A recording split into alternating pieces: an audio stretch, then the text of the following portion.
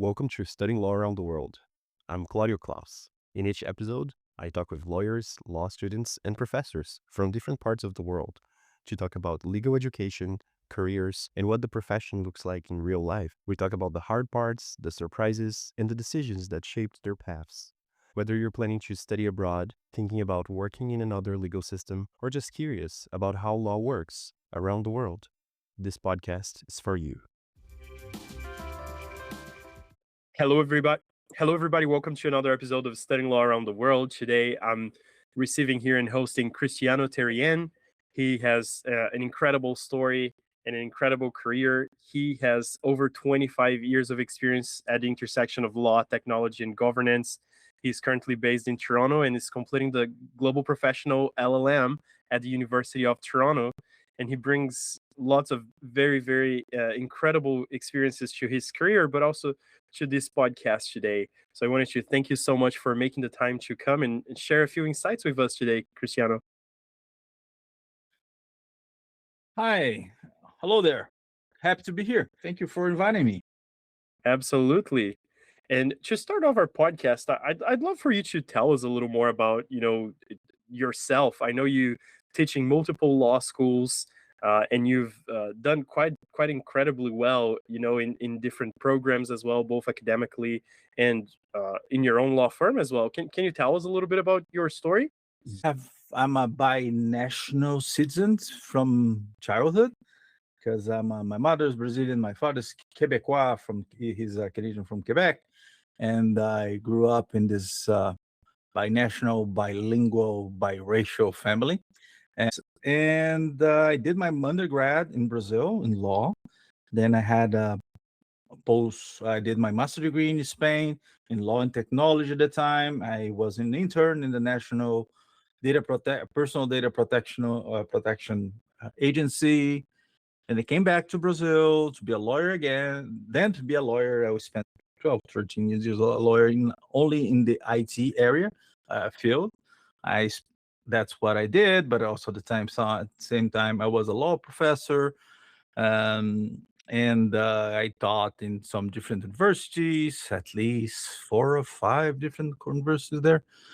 And coming to Canada, I came for a doctorate, and I plan to come back to Brazil, but no plans, right? So they changed. So I stayed in Canada, where I have most of my family here, especially in the Quebec region.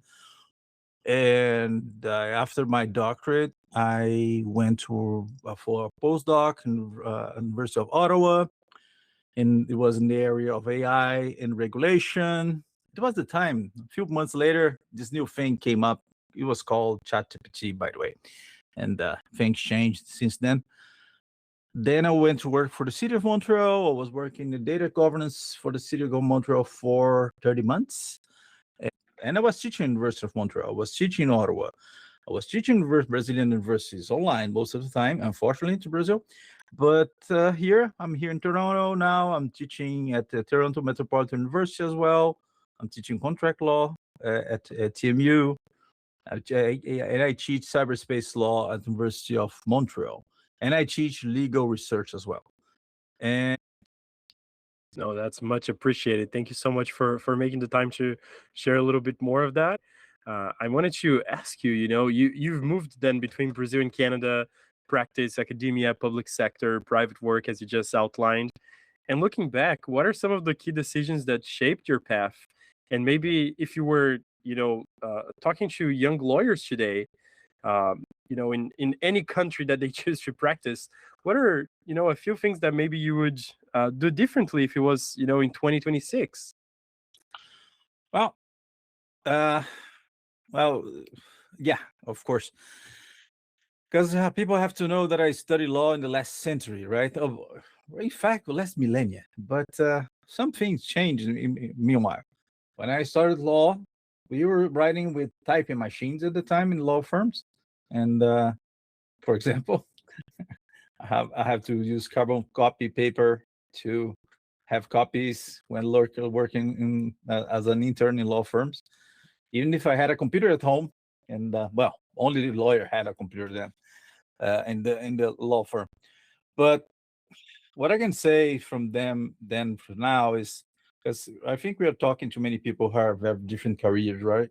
So I think this is way to understand my path is to say that it looks non-linear, but for me, never felt disconnected because well, I had this experience because of my personal experience that comes between places in Brazil. In Brazil, by the way, I was called Canadians by my friends, and here I was always the Brazilian for my family, my Quebec family.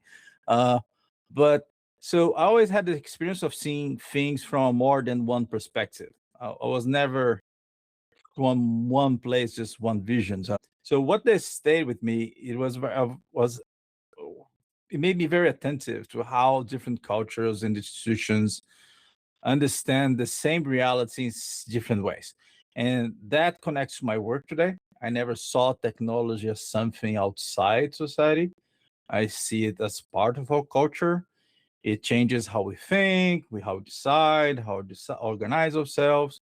My work has been to understand what it means, what that means for law, but what it means for society. I went to law because I wanted to work in government, by the way. I want to fix things different at the time in society. And for that, law is very useful. But uh, what I do differently, I wish I kept programming when I got to law school because I stopped there programming in the middle of law school. So, because things would be easier now. But now I'm back to programming because programming became so easy now again. So it's fun. You can finish one night to have you do 3, 4 different things. It's ready already. So much is have never been fun. More fun than now programming, more accessible. So Amazing. Oh, thank you for sharing that. I feel like many early career lawyers feel that pressure to follow a straight path. So mhm. I really appreciate you sharing a little bit more of your career, as you described it, not as linear. And I'm curious, what helped you to stay confident while taking these less traditional steps as you went about your career? No, I have also never saw law as something linear, really, because when I was in law school, I had already spent some years out of Brazil and in Canada. I decided to do law in Brazil when I was in Canada. By the way, I was at the time decided what to do. I was not even there. So many people see law as a structure, like a tree, or the just positivism view sees law as a pyramid and a pyramid plane with many pyramids inside of this pyramid, different areas of law. As a tree is the many branches of different areas of law. You start somewhere and move up. That's what people teach you at law school.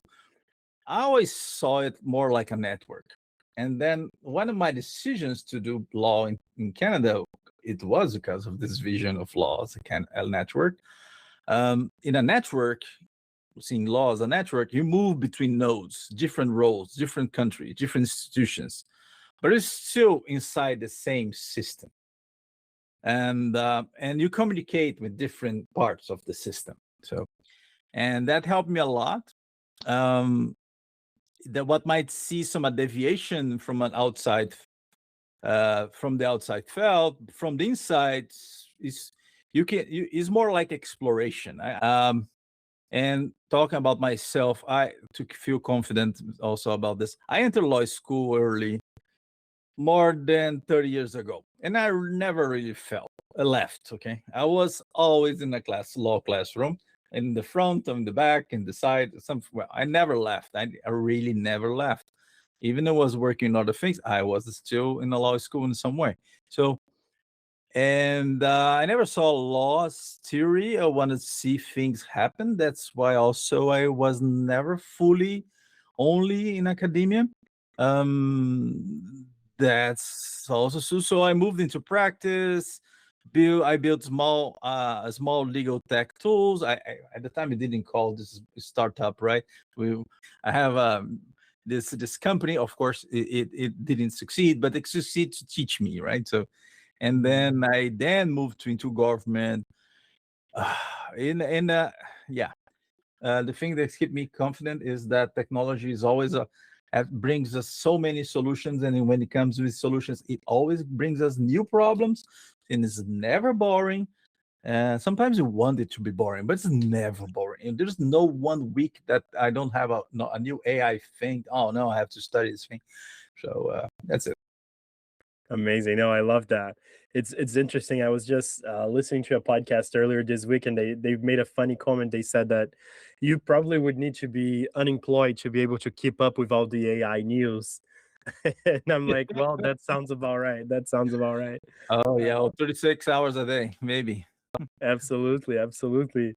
And now that you're, for quite some time, teaching in law school, and just like you said, you never left, being a student, being a professor in so many different roles. Based on what you see, and what you experience with your students up until this day, what are some of the biggest blind spots you think you see for lawyers who are either entering or re-entering the profession? Yeah, of course. Yeah, and, after our discussion here, I have to come back to grading students for them, and then tomorrow I have to have to start studying for the weekend because I have this very different life now. I'm a part of the time I'm in class, worried about students, and a part of my time I'm in class again, but worried about the professors, right? So I'm learning about this practice also. Um, law gave me agency. You help to understand systems. You have learn to act within them. But teaching gave me rigor. If you have to teach something, you have to understand it properly, so you can answer the questions, right? And government changed everything for me when I went to the government because I started reviewing contracts with the city. Was problematic. I had to understand it. That's not fully understood. I had to move to, so I did so many things there, and one of the reasons I went to a doctorate was to solve some problems were inside of my head after 8 years in law government. It's very interesting because, for me at least, because so many ethical conflicts that you can live in a government, and that's known thing, right? Um, it's better not to know how sausages and laws are made, right? What people say. So I'll bring to why the first thing I started teaching in Canada was ethics and professionalism, and one of the biggest blind spots I see in young lawyers is how they understand ethics. They think that is ethical judgments intuitive, that it will recognize it what is right when the moment comes, and it's a gut feeling, but it's not. Ethics is a process. It requires slowing down, thinking carefully, sometimes resisting pressure. And there is this distinction from this guy, Daniel Kahneman, yeah, between fast thinking and slow thinking. The legal practice push you towards fast thinking many times. So yeah, you have to do things fast and work on legal reflex. But ethical decisions usually require slow thinking.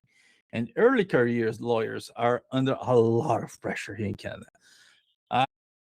They work long hours, expectations, not always much support, and that's where shortcuts can happen. And I have seen the consequences, not always dramatic, but people losing confidence or even leaving the profession, feeling bad about it. So the blind spot is thinking ethics as flexible or intuitive. It is not. It has to be built in a deliberate way.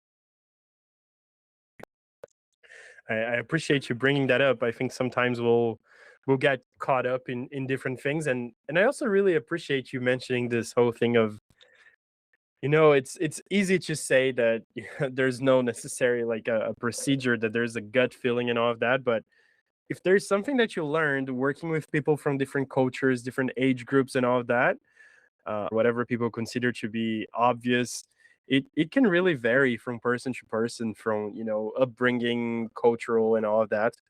And thinking about all of these, you do work and teach and research in AI and technology and the intersection of that with law. So I'm sure there's lots to speak on that. Oh yeah. Um, we do see that every third one is about something on AI, right? We just said how that they would have to have 36 hours to keep up with that. But if a well-intentioned junior lawyer wants to start using AI today in a responsible way, and maybe in an environment where there's no AI policy, or there's no necessarily an incentive or guidance, what are maybe some of the simple use cases that they should focus on in their daily work? Of course, of course. And one of the major misunderstanding is to treat AI as a single tool that you can quickly master, or you should do this over the weekend, or okay, let me spend 1 week doing this. And in reality, it is an ecosystem. There's so many things. When we say artificial intelligence, which is a very bad name, by the way, but in reality, it's ecosystem. For example, it is machine learning. Yes, it is, but it's big data. It is cloud computing. It is Internet of Things. It is telecommunications. So many elements are there. So, and now we sprinkle AI, this magic, this dust we sprinkle over things to say that is technological. I can say that I have seen moments before with computer happening like this. I was in law school when computers got into the life of law professors and lawyers. They didn't know what to do at the time. I started teaching technology when I was at law school. Each time people either underestimate, I don't need that. No, I don't have to jump in this. Oh, we'll wait. Or they think that they understood it too quickly. And it's even worse now because this one is more difficult. uh, so the real adjustment is more intellectual than of knowledge itself. You have to stay open. You have to stay humble. We and many people are calling themselves AI specialists, but just remember, ChatGPT was launched in 2022, November 2022. So become a specialist so fast, it's not easy. I don't say that I'm a specialist, and I have been this. My first publication on AI was in 2019. So maybe I have been teaching this from 2004. Sometimes I still have to, because it doesn't never stops, right? So, but stay open, stay humble. I have 3 practical uses. First, try 10, 12 hours, 15 hours. To try to experiment with this, because it's not a good tool that you can learn in an hour, 2 hours. It's worse than learning to drive a car, right? In many ways, because have because also there are so many tools. Don't if you go to work, ChatGPT is one way. So you have to spend time trying different things and seeing where it goes. And you have to challenge your reasoning. You have to ask for trying alternatives ways. Don't just look for answers. That's the first thing. Second thing is use AI to structure your work. So you treat AI like a assistant. Okay, so that's the second one. And the third one would be work with context, because it's no longer for just about using clever prompts. In the past, it was. I taught many courses in prompt engineering, but now from 2005 2026 now, it is about giving better information and building better workflows. You build your library around you, have your information, AI tools gets to know you, and you get a better frame, what kind of output, what is good for you. You have your methods, but your methods also include providing better input. So and also one important thing, do not rely on a single tool.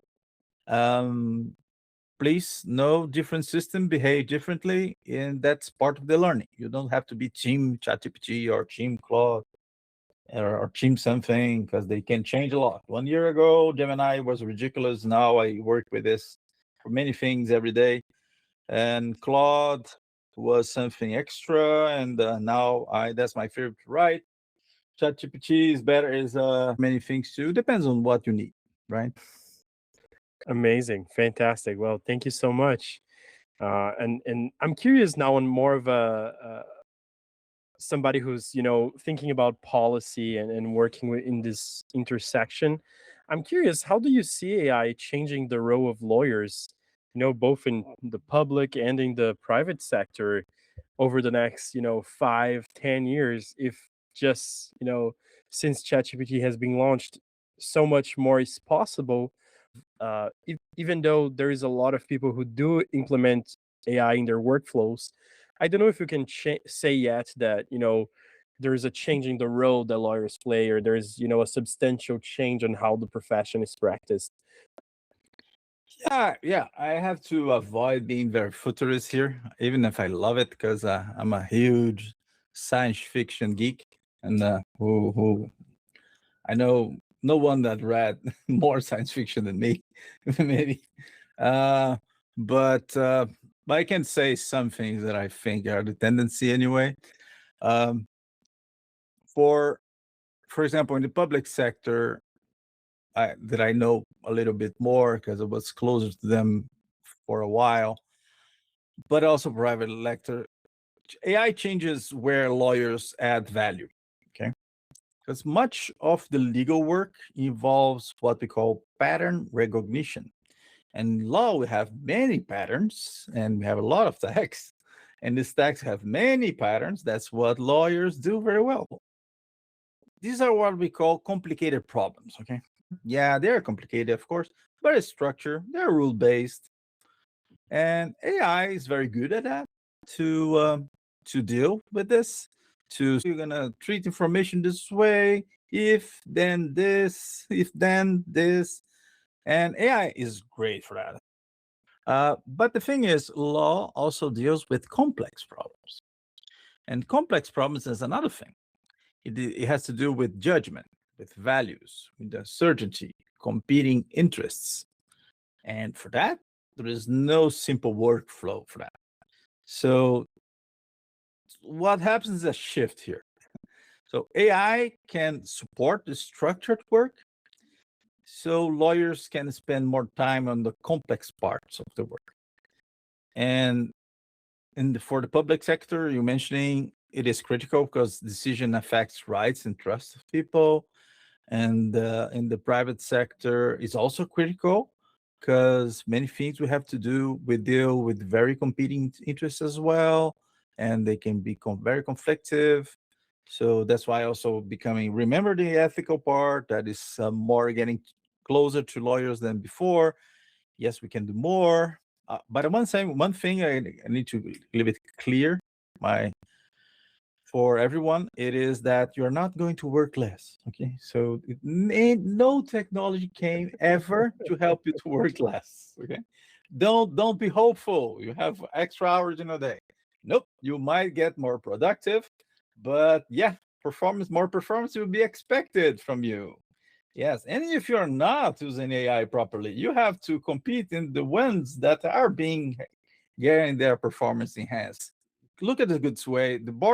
Many boring parts of the work can be sent to AI to help you do, right? And the role becomes less about processing information and more about responsibility and people. And lawyers are supposed to be people who are good with people. So that's my hint for the very near future. Amazing. I really appreciate you bringing those up. And to wrap up today's conversation, we're looking at now imagining, young lawyers, early career professionals, maybe people who are, in their trial year, wrapping up law school, who are thinking about building that career in technology law, AI regulation, all of these intersections of law, technology, or really, being able to use it to advance in their careers. What skills should they prioritize right now? I love that you just said, lawyers are supposed to be good with people, but what should they, ignore despite the hype as well? Okay. First, strong human skills. Okay, to go. So communication, judgment, working with people, right? Second, please keep reading or don't give up in reading. And social media doesn't count as reading, by the way. So not only legal and just legal text, they don't count too. Okay, you need to read out also outside of law. So of course, I would recommend science fiction. It helps you think about possible futures. We use future scenarios to discuss questions of today. So, but the thing is, when I came to use a reference, something you'd be between science fiction and fantasy.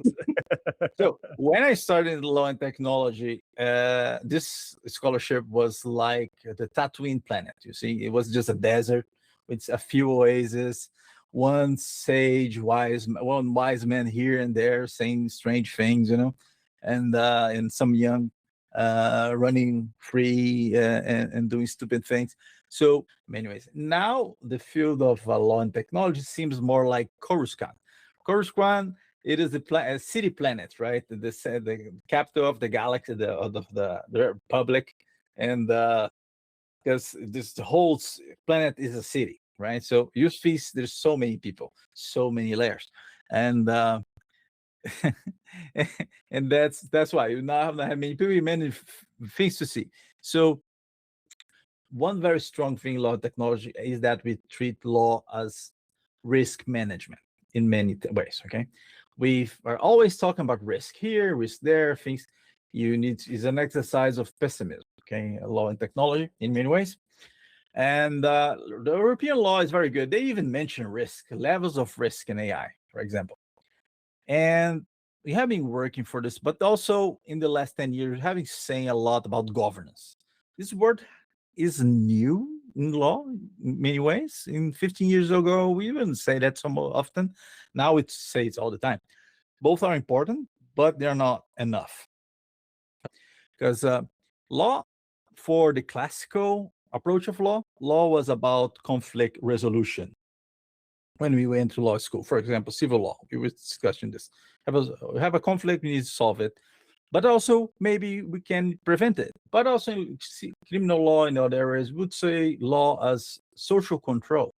In many ways, law is also about social control and how we can make people behave better in society. So many people in criminal law and constitutional law will talk about law as social solidarity. We have this society want to make to work together, people to be happy and have full lives. So we have to deal with this other perspective. But there is so many inequalities. It is unfair in so many ways. Law is also about power relations with this. So there are many ways that we see law. And if you're working in a corporate, working with companies, and working with law and technology law, you also need to see law as a game, right? I cannot just try to regulate AI only with risk and governance when we know that law is so much more and has so many other pressures. So we cannot ignore that, because if you reduce our perspective, you miss what matters. So the challenge is not simply to follow technology; it is try to understand what it's doing to the way you organize our society and where we want to go. Where wanna just are we going just to accept, for example, right now, that every near future movie it is dystopic? It is every near. Do you know any near future movie that doesn't say there's something very apocalyptic in the near future? Or we have none that in the near future they didn't have lawyers anymore. So yeah, the justice system was able to detain, incarcerate, and send to prison 4 hours because they cut the lawyers. I don't think that is a very optimistic way of seeing the future either. Okay, so I don't think I want to see lawyers in the future too. So we start thinking about more positive ways of about our future, and that has to do with technology. My way to discuss this was using public policy and smart cities. Amazing. No, I really appreciate you making the time to come on the show to share a little bit about your perspective, your experience, and your advice. So thank you for really making the time. I appreciate it, Cristiano.